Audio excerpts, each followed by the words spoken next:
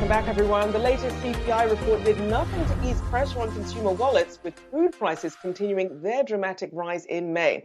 Well, to break down the sticker shock is Yahoo Finance's very own Brooke DiPalma. And it really is a sticker shock when you finally put everything in the basket.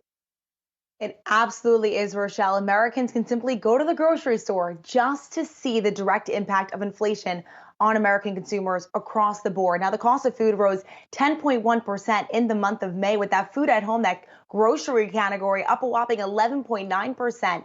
That is the largest 12-month increase that Americans have seen since April of 1979. Now, when you take a look at the categories that are really driving that increase, meats, poultry, fish, and eggs in particular really driving this increase overall, up a whopping 14.2%. But as you see right here, cereals and bakery goods, dairy, fruits and vegetables, non-alcoholic beverages and beverage materials also driving that increase. Now, I want to take a look at that other food and home category in particular. That includes fats and oils.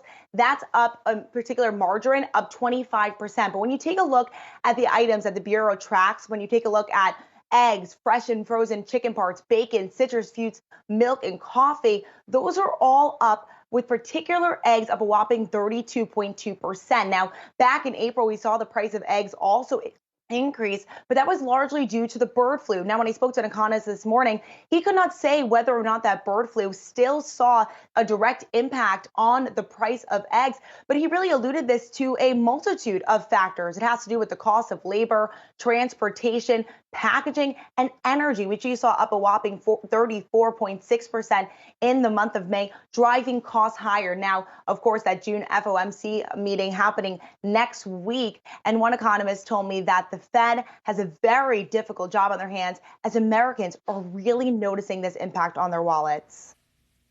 You got that right. And Brooke, it's going to be hot outside this summer, but a little less spicy, I'm told. Do not take away my Sriracha. I put this stuff on soup, on eggs, on chicken, you name it. I understand a shortage is at hand.